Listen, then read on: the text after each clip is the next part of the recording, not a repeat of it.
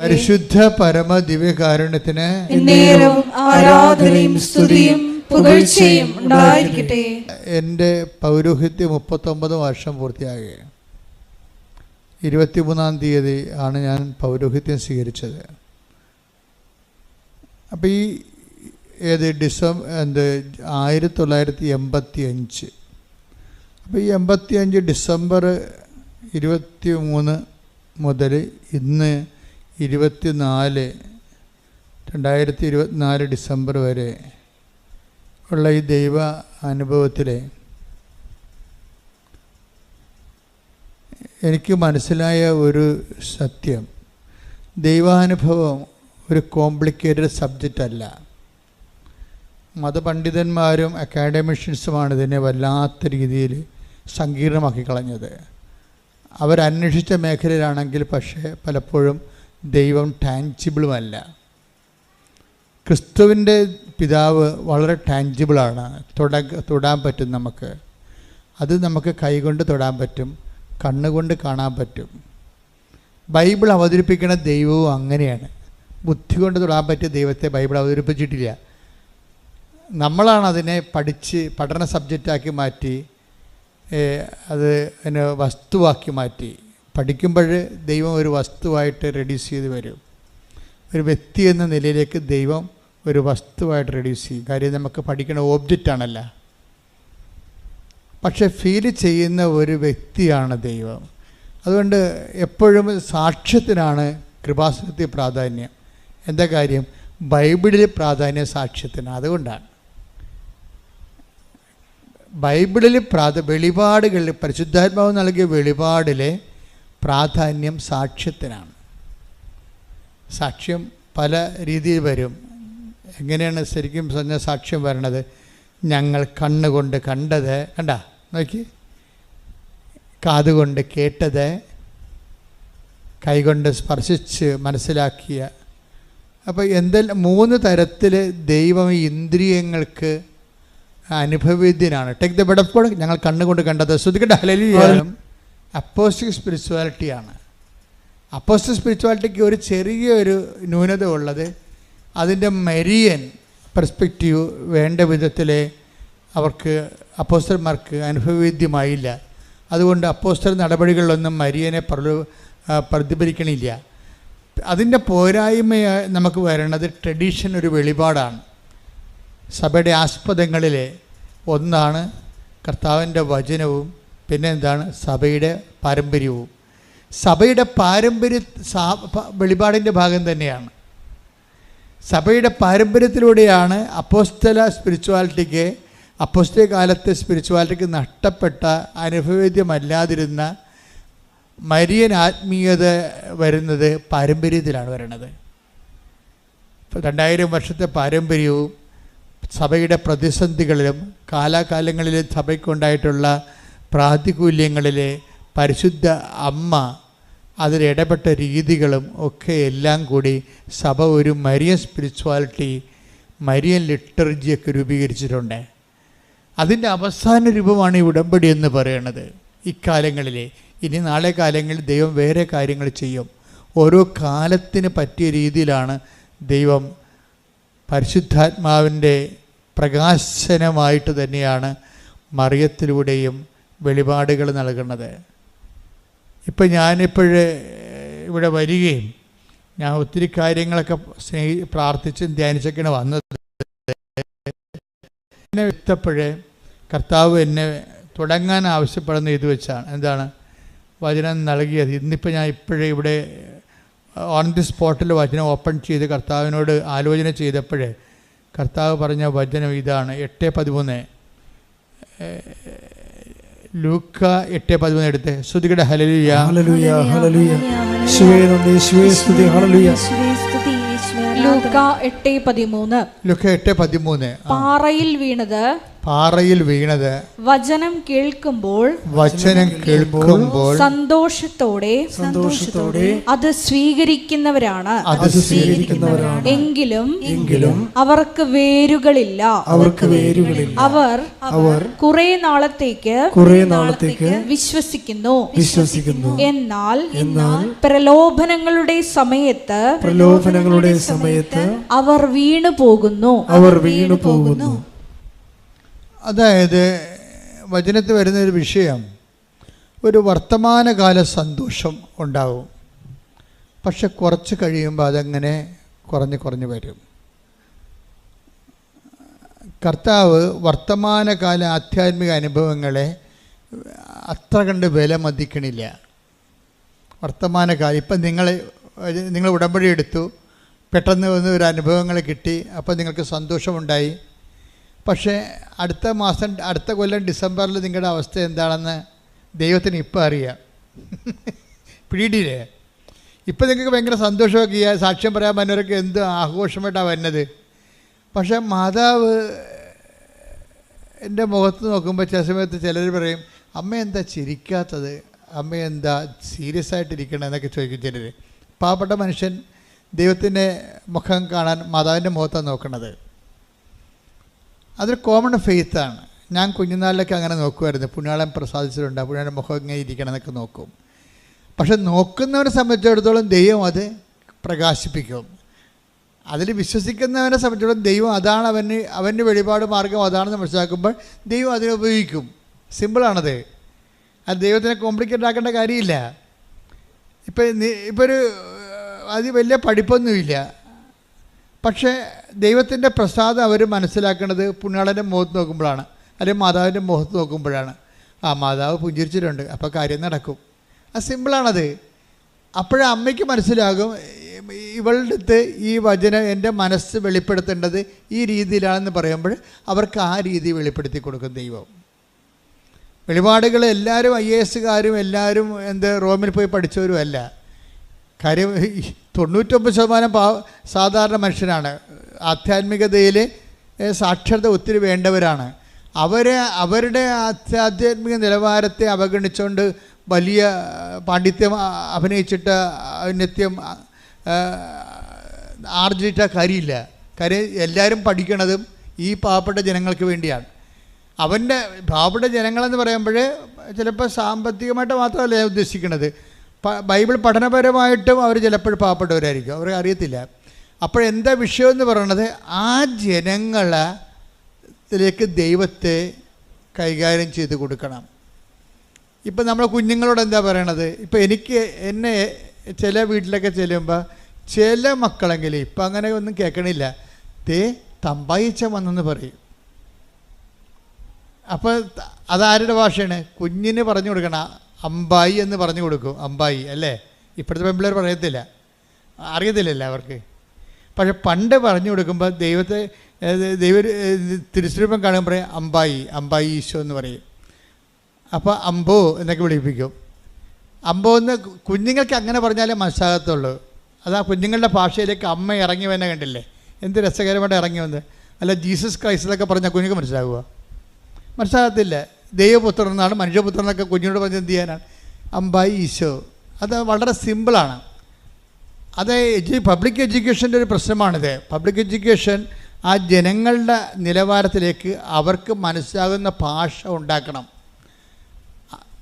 ആരായാലും ശരി, സുവിശേഷം കൈകാര്യം ചെയ്യുന്നവർ ഒരു ആധ്യാത്മികതയ്ക്ക് വേണ്ടി ജനങ്ങൾക്ക് മനസ്സിലാകുന്നൊരു ഭാഷ, അത് അനുഭവത്തിൻ്റെ ഭാഷയാണ്. അതുകൊണ്ടാണ് നമ്മൾ അണമുറിയാതെ സാക്ഷ്യം പറയുന്നതിൻ്റെ കാര്യം അതാണ്. സാക്ഷ്യം എന്താണ്? അനുഭവത്തിൻ്റെ ഭാഷയാണ്. അതുകൊണ്ടാണ് ഈശോ പറയണത്, നിങ്ങൾ ഭൂമിയുടെ അതിർത്തികൾ വരെ എനിക്കിഷ്ടപ്പെട്ടൊരു വാക്കാണത്. എന്താ പറഞ്ഞത്? നിങ്ങൾ ഏറ്റു പറഞ്ഞ നിങ്ങൾ ഭൂമിയുടെ അതിർത്തികൾ വരെ എനിക്ക് സാക്ഷികളായിരിക്കും. The word of God സ്തുതിക്കട്ടെ. Hallelujah hallelujah hallelujah hallelujah. യേശുവേ നന്ദി, യേശുവേ ആരാധന, യേശുവേ മഹത്വം മഹത്വം മഹത്വം. 1:8 അപ്പോസ്തല പ്രവർത്തനം 1:8. എന്നാൽ എന്നാൽ പരിശുദ്ധാത്മാവ് നിങ്ങളുടെ മേൽ വന്നു കഴിയുമ്പോൾ നിങ്ങൾ ശക്തി പ്രാപിക്കും. ജെറുസലേമിലും യൂദയ മുഴുവനിലും സമരിയായിലും ഭൂമിയുടെ അതിർത്തികൾ വരെയും നിങ്ങൾ എനിക്ക് സാക്ഷികളായിരിക്കുകയും ചെയ്യും. അപ്പോൾ പരിശുദ്ധാത്മാവ് വന്നു കഴിയുമ്പോൾ നമുക്ക് വ്യാഖ്യാനം ഓരോന്നും കിട്ടും. ഞാൻ ഒരു ദിവസം ഇത് വായിച്ചപ്പോൾ ഈശോ പറഞ്ഞത്, ഭൂമിയുടെ അതിർത്തി എന്ന് പറയുന്നത് നീ അന്റാർട്ടിക്ക വരെ അളന്നു പോകേണ്ട കാര്യമൊന്നുമില്ല. നിൻ്റെ ഭൂമിയുടെ അതിർത്തി എന്ന് പറയുന്നത് നീ എന്ന് ചത്ത് വീഴുന്ന അതാണ് നിൻ്റെ ഭൂമി. നിൻ്റെ ഭൂമി അവിടെ വെച്ച് തീരുകയാണ്. നിങ്ങൾ ഭൂമിയുടെ അതിർത്തി വരെ എന്ന് പറഞ്ഞതിൻ്റെ അർത്ഥം എന്താണ്? നമ്മുടെ ജീവിതകാലം മുഴുവനും എന്നാ. നമ്മൾ ഈ ഭൂമിയിൽ നടക്കുന്ന അത്രയും കാലം നമ്മളെന്ന് നമ്മുടെ കണ്ണടയുന്നു, അന്ന് നമ്മുടെ ഭൂമിക്ക് അതിർത്തിയായി, ഭൂമി തീരുകയാണ്. അപ്പം നമ്മുടെ മരണം വരെ ആരായിരിക്കും? നമ്മൾ ബേസിക്കായിട്ട് നമ്മൾ സാക്ഷികളായിരിക്കും. ഒന്ന് പ്രാർത്ഥിച്ച കർത്താവേ എൻ്റെ കണ്ണടയുന്നത് വരെ അങ്ങയുടെ നാമത്തിന്റെ സാക്ഷിയാകാൻ പ്രത്യേകമായി അഭിഷേകം ചെയ്യണമേ. ശ്രദ്ധിക്കട്ടെ.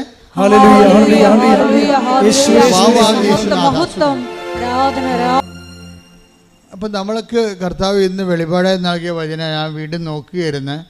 അത് 8:13 എന്താണ്? പാറയിൽ വീണ വിത്ത്. വചനം വിതക്കുമ്പോൾ വീഴുന്ന സ്ഥലത്തെക്കുറിച്ചാണ് ഈശോ പറയണത്. ചിലത് പാറയിലാണ് വീഴുന്നത്. പാറയിൽ വീണ വിത്ത് അവർ കേൾക്കുമ്പോൾ തന്നെ ഭയങ്കര സന്തോഷം. വചനങ്ങൾ കേൾക്കുമ്പോൾ സന്തോഷമാകും, ഉടമ്പടി എടുക്കുമ്പോൾ സന്തോഷമാകും, ഉടമ്പടിയുടെ ആദ്യത്തെ ഒരാഴ്ച ഭയങ്കര സന്തോഷമാകും, പ്രത്യാശയാകും. പക്ഷേ എന്താ പറ്റണത്? വേരില്ലെന്ന്. അതാണ് പ്രശ്നം. വേരില്ലാത്തത് കാരണം. ഇപ്പോൾ പ്രധാനപ്പെട്ട കാര്യം വചനമല്ല, വചനവും വേരുമാണ് പ്രധാനപ്പെട്ട കാര്യം. വചനം മാത്രം പോരാ, വേരുണ്ടാകണം. ഉടമ്പടി ശ്രദ്ധിക്കുന്നത് വേരുകൾ കൂടുതൽ മുളപ്പിക്കാൻ വേണ്ടിയുള്ള ശ്രമങ്ങളാണ് നടത്തുന്നത്. ഇപ്പം നമ്മൾ തെങ്ങ് കൃഷി ചെയ്യുന്ന ആൾക്കാരില്ലേ, അവരെന്നാ ചെയ്യണത്? അവർ കൂടുതൽ ചില വേരുകൾ മുളക്കാൻ വേണ്ടി അവർ തെങ്ങിൻ്റെ തടിയെ ചേർത്ത് മണ്ണൊക്കെ ഇടും. തടിയെ ചിലയിടത്തത് ഉപദ്രവം ചെയ്യും, ചിലക്കത് ഗുണം ചെയ്യും.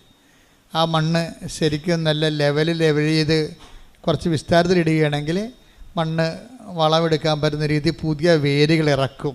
തെങ്ങ് പുതിയ വേരുകൾ ഇറക്കും. മണ്ണില്ലെങ്കിൽ ആ വേരും പുറ്റുമായിട്ട് അവിടെ നിൽക്കും. അപ്പോൾ പുതിയ വേരുകൾ ഇറക്കുക എന്നുള്ളതാണ് ശരിക്കും പറഞ്ഞാൽ ഉടമ്പടിയുടെ ഏറ്റവും വലിയ പുതിയ വേരുകൾ. എത്ര വേരുകളാണ് ഉടമ്പടി എടുത്തപ്പോൾ നിങ്ങൾക്ക് വന്നത്? ഒന്ന്, നിങ്ങൾ രോഗികളെ കാണാൻ തുടങ്ങി. കഴിഞ്ഞ ദിവസങ്ങളിൽ നമ്മുടെ അലക്സച്ചൻ പറയായിരുന്നു, ഒരു ദിവസം ലോകത്ത് എന്തുമാത്രം മനുഷ്യരാണ് ഉടമ്പടിയുടെ അടിസ്ഥാനത്തിൽ പണം കൈമാറും, സഹായം കൊടുക്കുന്നത്, എന്തുമാത്രം പേരുടെ വസ്ത്രം കൈമാറണത്, എന്തുമാത്രം പേരാണ് ഭക്ഷണം കൈമാറണത്, എന്തുമാത്രം പേരാണ് ഭാഷകൾ അറിയാത്തവർക്ക് ഭാഷ പഠിപ്പിക്കുന്നത്. അപ്പോൾ ഉടമ്പടിയിലൂടെ പുതിയ വേരുകൾ ഇറങ്ങുകയാണ്.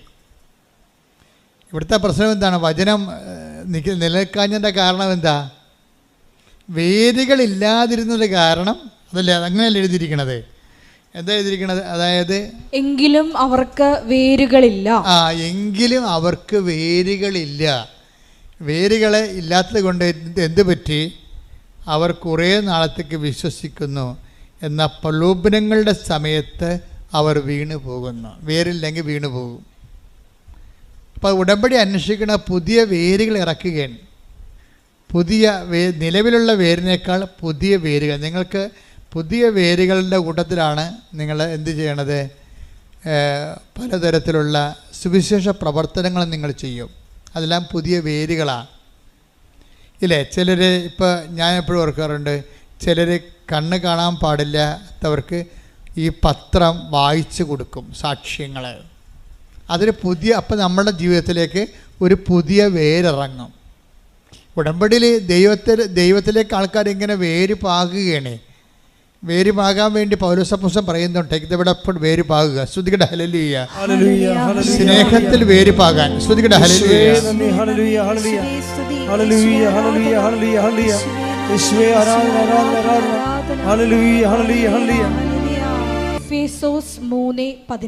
എഫേസ്യൻസ് ലേഖനം 3:17. വിശ്വാസം വഴി ക്രിസ്തു നിങ്ങളുടെ ഹൃദയങ്ങളിൽ വസിക്കണമെന്നും നിങ്ങൾ സ്നേഹത്തിൽ വേരുപാകി അടിയുറയ്ക്കണമെന്നും ഞാൻ പ്രാർത്ഥിക്കുന്നു. അപ്പോൾ ഉടമ്പടി ജീവിതത്തിന് വേണ്ടി പ്രാർത്ഥിക്കുന്ന ഭാഗമാണിത്. നമ്മുടെ ദൈവമായിട്ടുള്ള ഉടമ്പടി ജീവിതത്തിന് വേണ്ടി അപ്പോസ്തലൻ പ്രാർത്ഥിക്കുകയാണ്. എന്താ പ്രാർത്ഥിക്കണത്? ഒന്ന് വായിച്ചേ. വിശ്വാസം വഴി ക്രിസ്തു നിങ്ങളുടെ ഹൃദയങ്ങളിൽ വസിക്കണമെന്നും നിങ്ങൾ സ്നേഹത്തിൽ വേരുപാകി അടിയുറയ്ക്കണമെന്നും ഞാൻ പ്രാർത്ഥിക്കുന്നു. അത് വേരുകളില്ലാത്തതിനാൽ ഉണങ്ങിപ്പോകുന്നു എന്നാണ് 8:13 പറയുന്നത്, അല്ലേ? ചിലർ പെട്ടെന്ന് വിശ്വസിക്കും, പക്ഷെ വേരുകളില്ലാത്തത് കൊണ്ട് അത് ഉണങ്ങിപ്പോകും. ഇപ്പോൾ എന്താ പൗലോസപ്പോസ്തലൻ ഇതിൻ്റെ കൂടെ പറയണത്? ഇത് ലൂക്കാൻ്റെ സുവിശേഷമാണ്. പൗലോസപ്പോസ്തലൻ ഇതിൻ്റെ കൂടെ സബോർഡിനേറ്റായിട്ട് പറയുന്നത് എന്താണ്? നിങ്ങൾ സ്നേഹത്തിൽ വേരുപാകി അടി ഉറക്കണം, അല്ലേ? എഫേസ്യസ് 3:17 ഒന്ന് പറഞ്ഞ സ്നേഹത്തിൽ വേരുപാകി അടി ഉറക്കണം. അപ്പം അതുകൊണ്ടാണ് അടി ഉറച്ചില്ലെങ്കിൽ എന്ത് പറ്റും? വീണു പോകും. അതുകൊണ്ട് വീണു പോകണമെന്നാണ് പറയണത്. വേരില്ലാത്തത് കൊണ്ട് അത് വീണു പോകുന്നു. വീണു പോകാതിരിക്കാൻ എന്ത് ചെയ്യണം? അടി ഉറക്കണം. അടി ഉറക്കണമെങ്കിൽ എന്ത് ചെയ്യണം? സ്നേഹത്തിൽ വേരുപാകണം. Praise the Lord. ഈ സ്നേഹത്തിലെ വേരുപാകയിലാണ് നമ്മൾ എവിടെ നടക്കുന്നത്? നിങ്ങളുടെ കാരുണ്യ പ്രവർത്തികളിലൂടെ നടക്കുന്നത്. Praise the Lord. അതാണ് ഉടമ്പടി ജീവിതം. സ്നേഹത്തെ വേരുപാകുന്ന പരിപാടിയാണ് കാരുണ്യ പ്രവർത്തികളിലൂടെ നടക്കുന്നത്. അത് തന്നെയാണ്, കാരുണ്യ പ്രവൃത്തി തന്നെയാണ് ശരിക്കും പറഞ്ഞാൽ നമ്മുടെ വിശ്വാസ കൈമാറ്റം. കാര്യം ഏറ്റവും വലിയ കാരുണ്യ പ്രവൃത്തി. ഇവിടെ കാരുണ്യ വർഷമെന്നും പറഞ്ഞുകൊണ്ട് ഒരു വർഷം മാർപ്പാപ്പ ഉദ്ഘാടനം ചെയ്തായിരുന്നു. ഏത് വർഷമാണ് ഞാൻ മറന്നുപോയി. കരുണയുടെ വർഷം. അപ്പം ഞാൻ ഇവിടെ എനിക്ക് പരിശുദ്ധാത്മാവ് ഈ വിഷയം വന്നപ്പോൾ എന്നോട് പറഞ്ഞത് ഏറ്റവും വലിയ കരുണയെന്ന് പറയണത് ക്രിസ്തുവിനെ കൈമാറുന്നതാണ്, അല്ല ക്രിസ്തുവിൻ്റെ പേരിൽ എന്തെങ്കിലും ചരക്കുകൾ കൈമാറുന്നതല്ല. നമ്മൾ ഏറ്റവും അടിസ്ഥാനപരമായ കാരുണ്യം മനുഷ്യരാശിയോട് കാണിക്കണത് എന്താണ്? ക്രിസ്തുവിനെ കൈമാറുന്നതാണ്. അല്ല ക്രിസ്തുവിൻ്റെ പേരിൽ ഓർഫണേജ് ഉണ്ടാക്കുന്നതോ അതിൻ്റെ പേരിൽ വേറെ ലോകത്തെ ഇവിടെ ദരിദ്ര രാഷ്ട്രമാണെന്ന് പറഞ്ഞ് വിദേശത്ത് പോയി ഓർഫണേജുകൾക്ക് വേണ്ടി പണം സമ്പാദിക്കുന്നതോ അല്ല. അത് സെക്കൻഡറിയാണ്. നിവൃത്തിയില്ലെങ്കിൽ ചിലപ്പോൾ ചെയ്യാവുന്നൊരു കാര്യമാണ്. അതൊരു പ്രധാനപ്പെട്ട ഒരു ജോലിയായിട്ട് എടുക്കരുത്.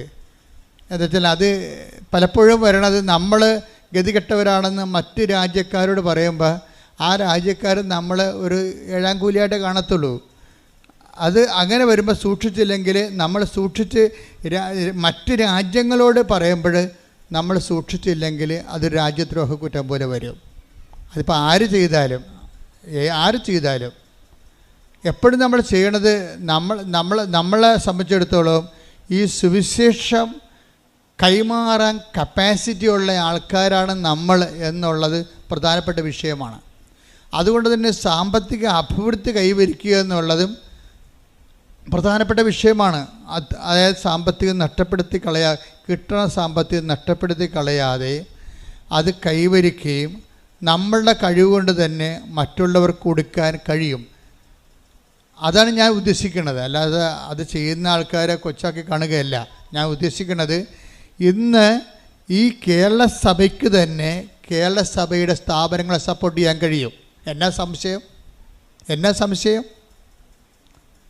കേരള സഭയ്ക്ക് തന്നെ കേരള സഭയുടെ എല്ലാ സ്ഥാപനങ്ങളെയും സപ്പോർട്ട് ചെയ്യാൻ കഴിയുക മാത്രമല്ല അതിനുള്ള മനസ്സും ഉണ്ടിന്ന്. കരിസ്മാറ്റിക് പ്രസ്ഥാനം ഒരു 50 കൊല്ലം ഈ ഭൂമിയിൽ ശുശ്രൂഷ ചെയ്ത് കഴിഞ്ഞപ്പോൾ നമ്മൾക്ക് അവശേഷിച്ച ഏറ്റവും വലിയ സംഭവം ജനങ്ങൾക്ക് കൈമാറ്റം ചെയ്യാനുള്ള, അതായത് മറ്റുള്ളവരെ സ്നേഹിക്കാനും കൈമാറാനുമുള്ള ഒരു കഴിവ് മുമ്പത്തേനേക്കാൾ കൂടി. അത് വലിയ സത്യമായൊരു കാര്യമാണത്. കാര്യം ഞാൻ ആ ഫീൽഡിൽ എത്രയോ വർഷങ്ങളുടെ നിൽക്കുന്നതാണ്. അപ്പോൾ അതിൻ്റെ ആ കാലത്തിനൊപ്പം സഞ്ചരിക്കുമ്പോൾ നമുക്ക് മനസ്സിലാകണത് ക്രിസ്തുവിനെ കൈമാറാൻ എത്രയോ 109 ആതുരാലയങ്ങൾ സ്ഥാപിക്കപ്പെട്ടിരിക്കുന്നു. നമ്മളെ ഒരു സ്ഥാപനവൽക്കരണം ഇന്നല്ലെങ്കിൽ നാളെ സഭയ്ക്ക് ബാധ്യതയാകുമെന്ന് മനസ്സിലാക്കിയിട്ടാണ് ഉടമ്പടിയിലെ സ്ഥാപനം നിങ്ങൾ തന്നെയാണെന്ന് പറയും. ഇതിന് പ്രത്യേക ഒരു സംവിധാനം ഉണ്ടാക്കണില്ല, മറിച്ച് ക്രിസ്തുവിനെ സ്വീകരിച്ച നിങ്ങളിവിടെ കൊണ്ടുവന്നിട്ട് അതിനൊരു ഡയറക്ടറിനെയും സെക്രട്ടറിയെയും വെച്ചിട്ട് ഞങ്ങളത് പൂള് ചെയ്യാമെന്നുള്ള സംഭവം അത് ആദിമസഭയിൽ നിലനിന്നിരുന്ന സംവിധാനമാണ്. പക്ഷേ അപ്പോൾ എന്താ പറ്റുമെന്ന് വെച്ച് കഴിഞ്ഞാൽ ആ വ്യക്തികൾ സുവിശേഷം കൈമാറുന്നു, സുവിശേഷം ആകുക, സുവിശേഷമേകുക എന്ന ആ ഒരു തിയറിയിൽ സുവിശേഷ കൈമാറ്റത്തിന് വ്യക്തികൾ എക്വിപ്പിഡാകണം. അതാണ് ഉടമ്പടി എടുക്കുന്ന ഓരോ വ്യക്തികളും അതിനാവതില്ലെങ്കിൽ ആ പണിക്ക് പോകരുതെന്ന് ഞാൻ കർശനം പറയുന്ന കാര്യം അതാണ്. ചുമ്മാ പ്രത്യക്ഷ പ്രാർത്ഥനയും ചെല്ല് ഇരുട്ട് മൂലക്ക് ഇരിക്കാൻ വേണ്ടിയാണെങ്കിൽ ഉടമ്പടി എടുക്കരുത്. ഉടമ്പടി എന്ന് പറയണത് അവൻ പറയണത് പോലെ ചെയ്യണ കാര്യമാണ്, അല്ലാതെ ചൊല്ലണ കാര്യമല്ല. അതുകൊണ്ട് തന്നെ ചെയ്യണമെങ്കിൽ എന്ത് വേണം? ചെയ്യണം എന്തിനു വേണ്ടിയാണ്? സ്നേഹം ഉണ്ടെങ്കിൽ മാത്രമേ അങ്ങനെ ചെയ്യാൻ പറ്റത്തുള്ളൂ. അതുകൊണ്ടാണ് എഫേസ്യൻസിൻ്റെ 3:17 വായിച്ചത്, നിങ്ങൾ സ്നേഹത്തിൽ വേര് പാകി അടിയുറക്കണം. ഉടമ്പടിയിലുള്ള ആൾക്കാർ വസ്ത്രമില്ലാത്തവർക്ക് വസ്ത്രം കൊടുക്കുന്നുണ്ട്, ഭക്ഷണമില്ലാത്തവർക്ക് ഭക്ഷണം കൊടുക്കുന്നുണ്ട്, ആശുപത്രി അതുപോലെ തന്നെ ഓരോരുത്തരെയും പറ്റുന്ന പോലെ സാമ്പത്തികമായി സഹായിക്കുന്നുണ്ട്. പക്ഷേ അതൊക്കെ ചെയ്യുമ്പോൾ നിങ്ങൾ ശ്രദ്ധിക്കേണ്ട കാര്യം, അത് ചെയ്യേണ്ട സ്പിരിറ്റാണ് പ്രോബ്ലം. ഞാൻ ഉടമ്പടി എടുത്തതുകൊണ്ട് ഞാനൊരു വസ്ത്രം മറ്റേ കൊടുക്കുന്നു, ഞാൻ ഉടമ്പടിയിലായിരിക്കുന്നത് കൊണ്ട് അങ്ങനെ ചെയ്യുന്നു. അങ്ങനെ വന്നു കഴിഞ്ഞാൽ അത് സ്നേഹത്തിനല്ല പ്രാധാന്യം, ഉടമ്പടിക്കായിരിക്കും പ്രാധാന്യം. ഉടമ്പടിക്ക് പ്രാധാന്യം എന്ന് വെച്ച് കഴിഞ്ഞാൽ ഞാനിങ്ങനെ ചെയ്യുമ്പോൾ ദൈവം പ്രസാദിച്ച് ദൈവം എനിക്ക് ജോലി തരും. അപ്പോൾ ആർക്കാണ്? നിങ്ങൾക്കാണ് പ്രാധാന്യം. ആരാണ് സ്നേഹിക്കണത്? നിങ്ങളെയാണ് സ്നേഹിക്കണത്. അതാണ് വിഷയം വന്നിരിക്കുന്നത്. അപ്പോൾ ഉടമ്പടി പ്രകാരം നിങ്ങളെ മറ്റുള്ളവരെ സഹായിക്കുമ്പോൾ ദൈവസ്നേഹത്തിലാണ് വേര് പാകേണ്ടത്. അത് ഉടമ്പടി ഇല്ലെങ്കിലും ആ 90 ദിവസം കഴിഞ്ഞാലും ഞാൻ വീണു പോകാതെ അതേ അരൂപിൽ തന്നെ ജീവിക്കും എന്ന് പറഞ്ഞ് കർത്താവേ 90 ദിവസം കഴിഞ്ഞാലും ഉടമ്പടി പുതുക്കക്കാലം കഴിഞ്ഞാലും ഞാൻ ദൈവസ്നേഹത്തിന്റെ പരസ്നേഹത്തിന്റെ സാക്ഷികളായി ജീവിക്കും. അമ്മേ പരിശുദ്ധമ്മേ എന്നെ സഹായിക്കണം. ശ്രുതികട്ടെ ഹല്ലേലൂയ.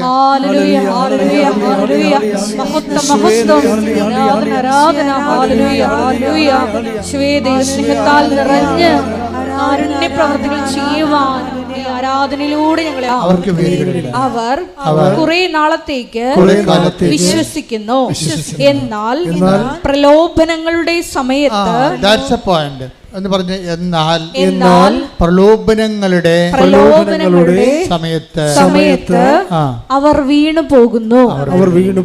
അപ്പൊ ഇവിടുത്തെ വില്ലൻ ആരാണ്? പ്രലോഭനമാണ്. പ്രലോഭനം എന്ന് പറഞ്ഞാൽ എന്താണ്? ഒരു പ്രലോഭനം, ഇപ്പോൾ നിങ്ങൾ ഉടമ്പടി എടുത്തു, നിങ്ങൾക്ക് ജോലിക്ക് വേണ്ടിയാണ് ഉടമ്പടി എടുത്തിരിക്കുന്നത്. അപ്പോൾ ജോലിക്ക് വേണ്ടി ഉടമ്പടി എടുത്തിരിക്കുമ്പോൾ പ്രലോഭനം വരാൻ എങ്ങനെയാണ്? അതിൻ്റെ പ്രലോഭനം അതിൽ തന്നെയാണ് ആ പ്രലോഭനം വരണത്. വെച്ചാൽ ഉടമ്പടി എടുക്കാത്ത ഒരാൾക്ക് നിങ്ങൾ വിചാരിച്ച ജോലി കിട്ടും, അപ്പോൾ അത് പ്രലോഭനമാണ്. അത് മനസ്സിലാക്കണമെങ്കിൽ കുറച്ച് പാടാണ്. നിങ്ങൾ കല്യാണം കെട്ടാൻ വേണ്ടിയാണ് ഉടമ്പടി എടുത്തിരിക്കുന്നത്. ഒരിടപടി ഇല്ലാത്ത ആൾക്കാർ നാളെ കല്യാണം കഴിച്ച് പോയി നിങ്ങളുടെ മുമ്പിൽ കൂടി ചെണ്ടി പിടിച്ചുകൊണ്ട് പോയി കാറേ വന്ന് ഇറങ്ങുമ്പോൾ ദൈവം നിങ്ങൾ അണ്ടി കളഞ്ഞ അണ്ണാനപ്പോൾ ഇരിക്കും. 2 തിരി പോയല്ല എന്ന് പറയും കർത്താവ് കത്തിച്ചത്. ഒരു തിരിയും കത്തിക്കാത്ത ആൾക്കാർ ചെണ്ടി പിടിച്ച് നടക്കണം.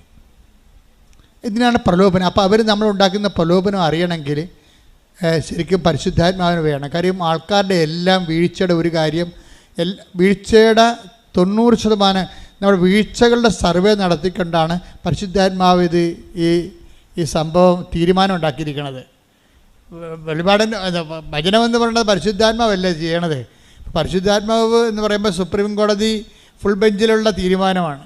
പരിശുദ്ധാത്മാവ് സർവേ നടത്തിയപ്പോൾ കണ്ടുപിടിച്ചത് എന്താണ്? ആൾക്കാർ വീണു പോകാൻ കാരണം എന്താണ്? പ്രലോഭനമാണ്. അതാ സംഭവം.